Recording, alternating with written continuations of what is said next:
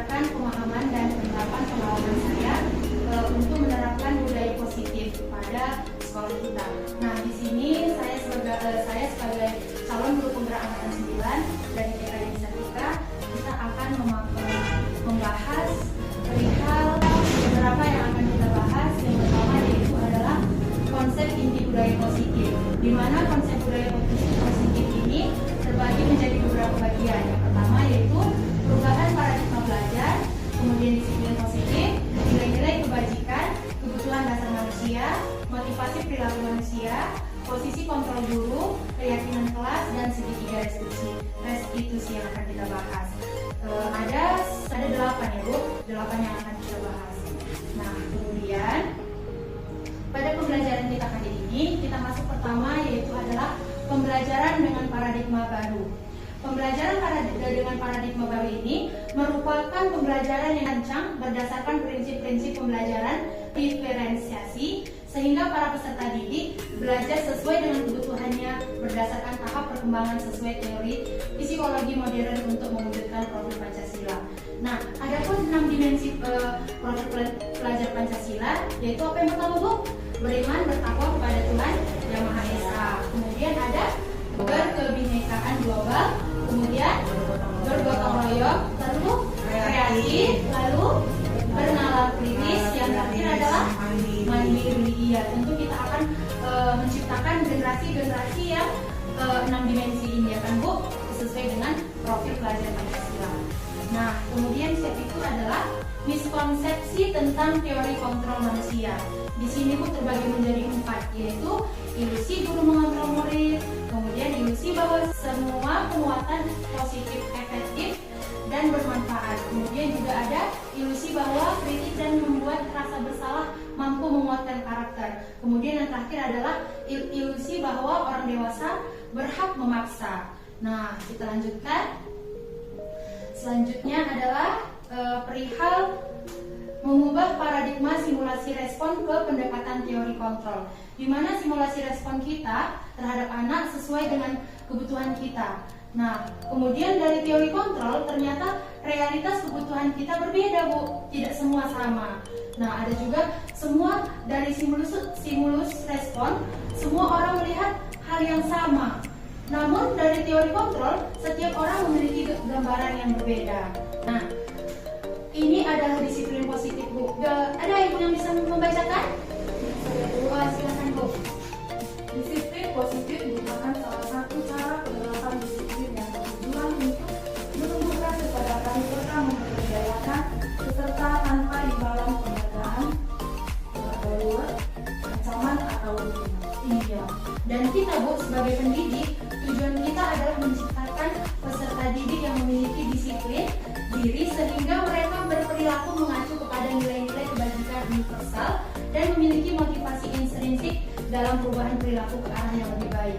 Artinya Bu, di sini kita membuat anak itu sadar akan dirinya. Membuat sesuatu itu bukan lagi karena paksaan dari kita, namun sudah ada di dalam dirinya. Nah, selanjutnya adalah nilai-nilai kebajikan. Nilai yang disepakati bersama lepas dari suku bangsa, agama, bahasa, maupun latar belakangnya. Contohnya seperti nilai kebajikan profil pelajar Pancasila. Apa saja tadi Bu yang pertama Bu?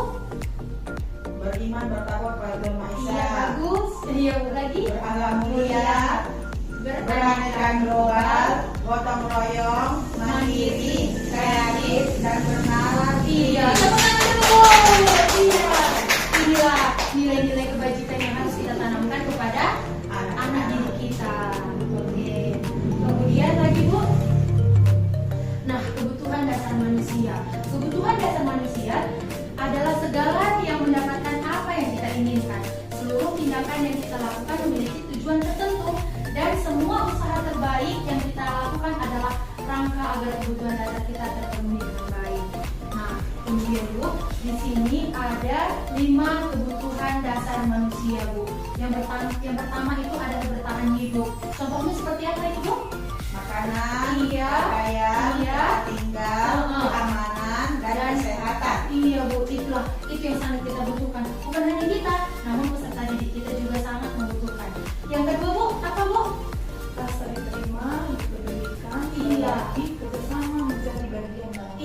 itu adalah bagian dari kebutuhan dasar manusia, kasih sayang dan rasa diterima. Anak juga Bu, ingin dia rasanya ada selalu di dekat kita. Kemudian yang ketiga adalah penguasaan. Termasuk apa penguasaan itu Bu? Harga diri, keinginan untuk dianggap memimpin, berprestasi, diakui, didengarkan. Iya.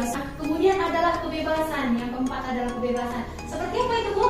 Mandiri, memiliki pilihan, mencoba hal yang baru, mampu mengendalikan arah dirinya. Iya, dia pengen bebas. Seperti yang kita lihat anak-anak sering bermain, dia ingin bebas, ingin bermain apa saja gitu kan Bu. Ingin dia mengeksplor dirinya. Terakhir adalah kesenangan. Kesenangan itu seperti Bermain, humor, antusiasme, tertawa. iya, pada dasarnya anak-anak sangat suka kesenangan ya kan Bu. Apalagi kita membuat permainan, anak-anak pasti suka dia. Dan humor-humor yang membuat dia merasa senang dan diterima, tertawa. Nah, kemudian di sini adalah motivasi perilaku manusia. Nah, di sini Bu ada 3. Yang pertama, untuk menghindari ketidaknyamanan atau hukuman, dan untuk mendapatkan imbalan atau penghargaan dari orang lain. Ini motivasinya dari luar Bu. Kita bilang sama anak kita, ayo nakku dikerjakan. Nah, itu karena dari kita untuk dia. Dia belum ada kesadaran dalam dirinya, jadi dikerjakannya lah. Masih dari luar keinginannya, motivasinya masih dari luar. Masih kita yang memberi dia motivasi. Tapi Bu, kalau yang dari intrinsik, dari dalam dirinya, dia untuk menjadi orang yang mereka inginkan dan menghargai diri sendiri dengan nilai-nilai yang mereka punya. Contohnya Bu, kita sudah membuat kesepakatan kelas. Dihargainya, oh dia ya membuang sampah pada tempatnya. Itu sudah mempunyai nilai-nilai yang ada pada dirinya. Nah, selanjutnya kita lihat di sini ada perbedaan dari antara hukuman, konsekuensi, dan restitusi. Kalau hukuman itu seperti apa Bu? Coba kita lihat Bu. Anak tiba-tiba murid tidak tahu apa yang akan terjadi, bersifat satu arah, berupa hukuman fisik. Iya, misalnya kita marahi dia. Kenapa? Kenapa kamu terlambat? Kami ini, kita marahi dia Bu. Jadi itu kan hanya bersifat satu arah dari kita aja. Kemudian ada konsekuensi. Konsekuensi apa saja Bu? Rencana disepakati sesuai peraturan. Murid tetap dibuat tidak nyaman. Sikap guru selalu memonitor murid. Iya, kita kasih konsekuensinya. Ingat kamu kesepakatan kelas kita, tetap aja kita ada suara kita pun agak tinggi, begitu kira-kira kan. Nah, kemudian ada restitusi. Restitusi seperti apa Bu? Proses menciptakan kondisi bagi murid untuk memperbaiki kesalahan. Kemudian Proses kolaboratif yang mengajarkan murid untuk mencari solusi sendiri. iya, kalau restitusi ini Bu, dia ada tahapnya. Di layar selanjutnya kita akan membahas restitusi ini. Cuman kalau kita dari restitusi ini, kita tidak pakai hukuman Bu, tidak pakai konsekuensi. Kita malah bertanya kepada murid, kenapa nak? Apa yang terjadi? Kalau begini, apa yang harus kita lakukan? Nah, dari restitusi itu bisa anak mencari solusinya sendiri. Dari dia bercerita dengan kita, kemudian anak itulah yang menciptakan solusinya sendiri. Nah, kita lanjutkan. Ada 5 posisi kontrol guru. Yang pertama apa Bu? Penghukum, Kemudian pemantau, membuat rasa bersalah, iya, pengaman, dan manajer. Contoh penerapan 5 posisi kontrol guru. Misalnya anak itu datang terlambat ke sekolah Bu. Kalau kita penghukum, kalau kita posisi kita sebagai penghukum, pasti kita bilang ini, nakku, mari hormat bendera selama 1 jam. Itu adalah penghukum Bu. Enggak kita tanya dia kenapa terlambat, apa penyebabnya, enggak ada.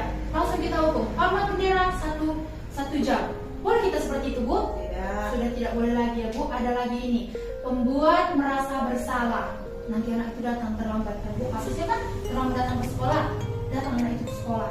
Ih, kenapa kamu terlambat selalu? Nah, udah selalu Ibu kasih tahu kamu. Selalu kamu terlambat. Kecewa lah Ibu sama Adu, kita bilang. Nah, itu juga pembuat merasa bersalah. Boleh kita seperti ini Bu? Tidak. Ada. Kita lanjutkan. Ada yang ketiga.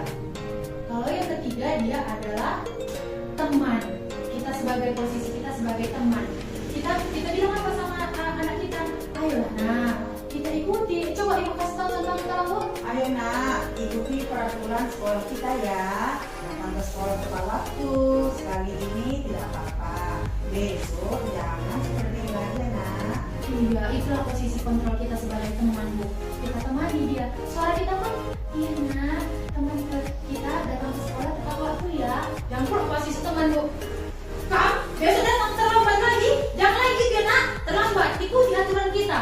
Nah, suaranya pun lembut gitu, Bu, kalau kita posisi teman. Ada kemudian posisi pemantau. Kalau posisi pemantau seperti apa, Bu? Jangan melanggar peraturan sekolah, tahu konsekuensinya. Iya, kita tanya lagi, dia tahu apa konsekuensinya nak, kita bilang kan. Kemudian yang terakhir adalah posisi manajer. Apa tadi, Bu? Posisi manajer. Nah, dari 5 posisi kontrol ini, Bu, posisi manajer lah yang paling mantap, paling baik. Itulah yang harus kita terapkan sebenarnya. Jadi posisi manajer ini, Bu, kita panggil dia. Kenapa? Kamu tahu kenapa Ibu panggil kamu, nak, Bu?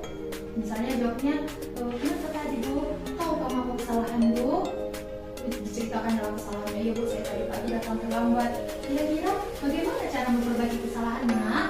Nah, begitulah kira-kira posisi kamu, Bu. Jadi dia ada masalah dan dia berbicara kepada kita, dia sendiri yang mencari solusinya, begitu kira-kira. Nah, kita lanjutkan. Ada keyakinan kelas. Mengapa keyakinan kelas?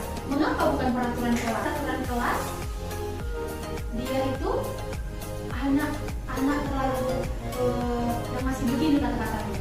Jangan memakai sepatu di dalam kelas. Jangan ribut. Nah, itu ada peraturan kelas.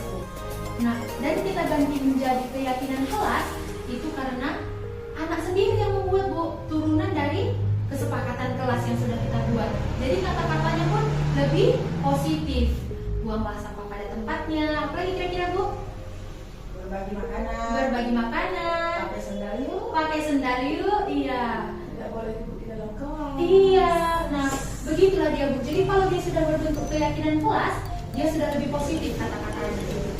Nah, kita lihat ke dalam. Apa katanya ya? Pembentuk keyakinan kelas bersifat abstrak. Kemudian, Bu? Merupakan pernyataan universal. Iya. Dibuat dalam pernyataan positif. Sedikit saja agar mudah diingat. Iya. Sesuai dengan keadaan kelas maupun sekolah. Semua warga sekolah, warga kelas dilibatkan saat membuat keyakinan kelas. Iya. Dia kata-katanya lebih sedikit, Bu. Ya kan? Contohnya saya sudah membuat seperti ini, Bu.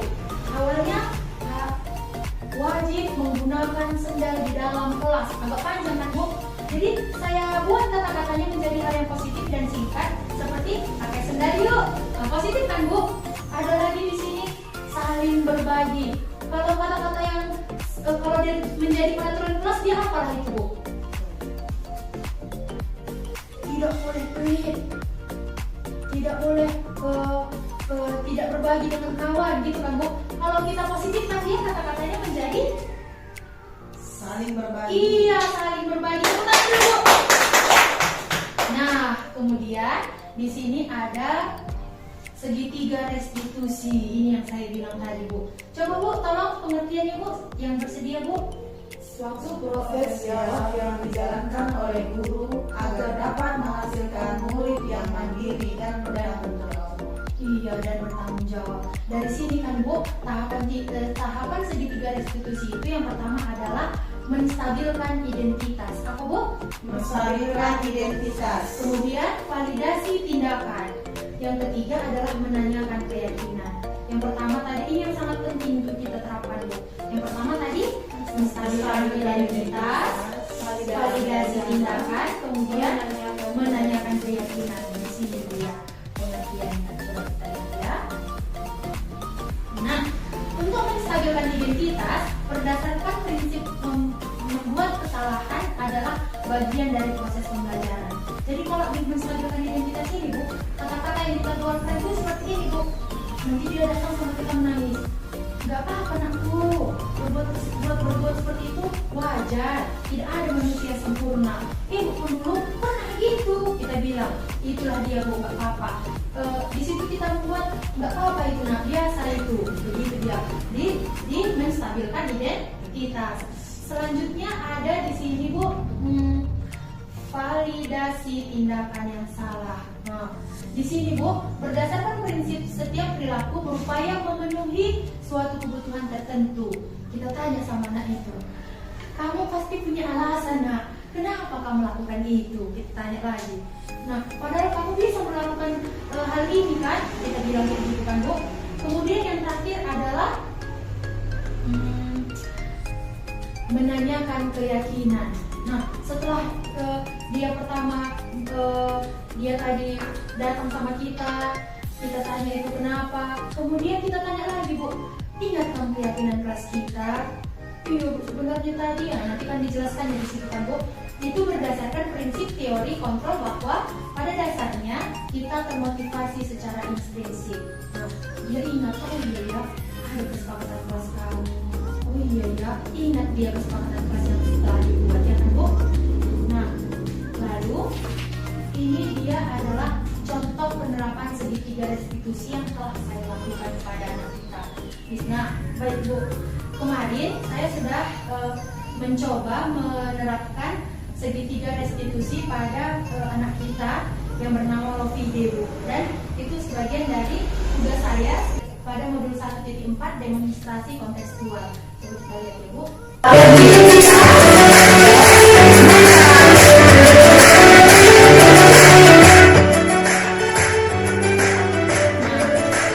Kasusnya adalah Lovide bermain bersama Arsila. Mereka sudah bermain, kemudian mereka dan ingin mengambil makanan. Tapi setelah mereka mengambil makanan, Lovide sudah tidak mengikuti kesepakatan kelas Bu. Sudah membuang sampah sembarangan dia.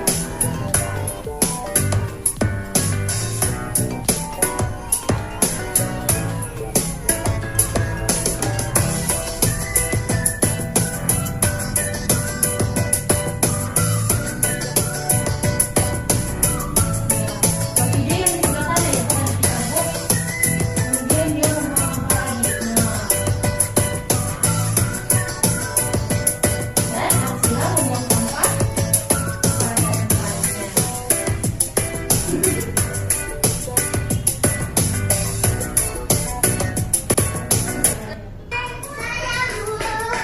Mas Andi, wah, kamu dari mana tadi?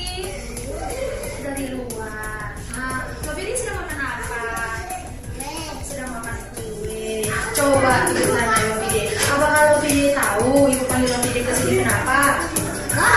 Enggak. Nah, tadi Lovide waktu makan kuenya, bungkusnya kemana?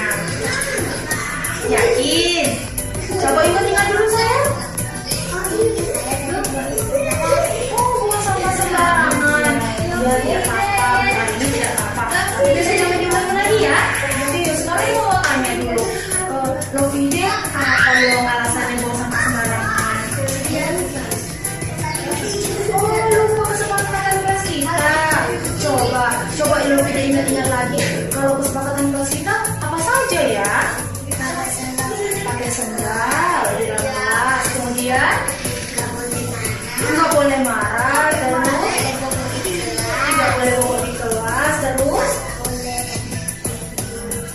buang sampah kepada tempatnya. Tempat sampah. Lovide buang sampahnya kemana?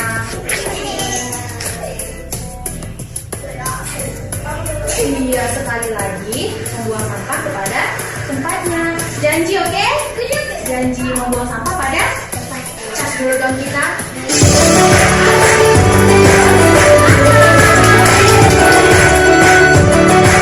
Itu tadi penerapan segitiga restitusi yang sudah saya terapkan Bu. Mudah-mudahan kita bisa juga menerapkan di kelas kita. Nah, kemudian selanjutnya dalam penerapan program disiplin positif ini, hendaknya guru memiliki standar kepribadian, profesional, dan sosial yang baik dimanapun guru mampu merefleksikan dirinya dalam posisi kontrol saat ini. Bagaimana perjalanan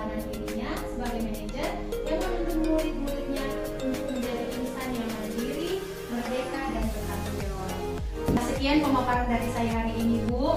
Mudah-mudahan apa yang saya sampaikan kepada Ibu dapat diterapkan di kelas kita masing-masing, dapat bermanfaat bagi kita semuanya. Apabila ada kata-kata saya yang salah atau kurang, saya mohon dimaafkan karena saya masih tahap pembelajaran. Sekian dari saya ucapkan terima kasih Ibu semuanya. Terima kasih Bu.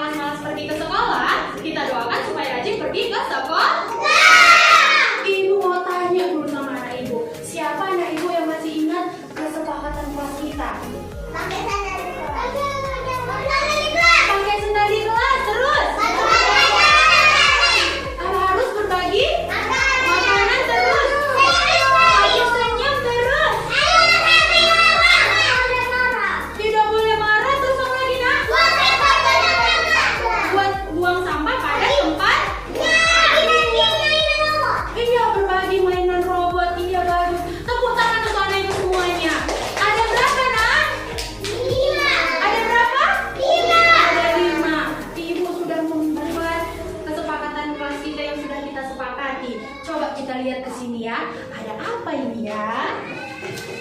Nah, lihat ke sini. Tara, ada berapa nak? Kita hitung dulu sayang. 1, 2, 3, 4, 5. Nah, ada 5 kesepakatan kelas kita ini. Kesepakatan kelas kita ini sepakati bersama-sama. Sepakat atau enggak? Sepakat atau enggak kita? Coba, yang pertama apa tadi kesepakatan kelas kita? Pakai sandal di kelas. Sudah pakai sandal? Sudah. Ini berbagi makanan, berbagi apa lagi nak? Kemudian apa? Senyum. Senyum, mana senyum? Nggak senyum dulu. Iya senyum. Terus apa lagi nak?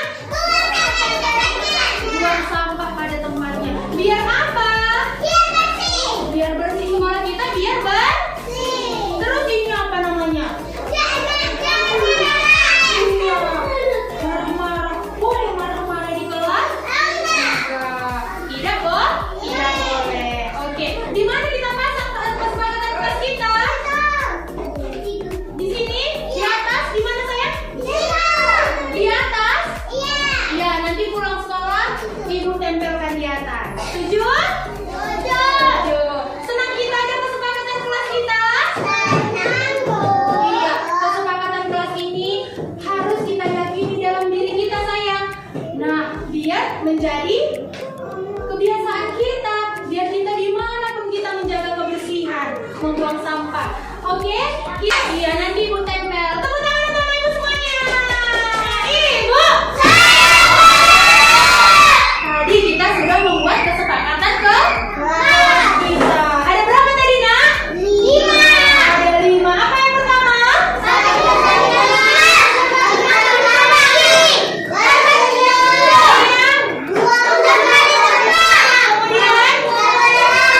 Iya, tepuk tangan semuanya. Nah, di sini Ibu sudah membuat kertas.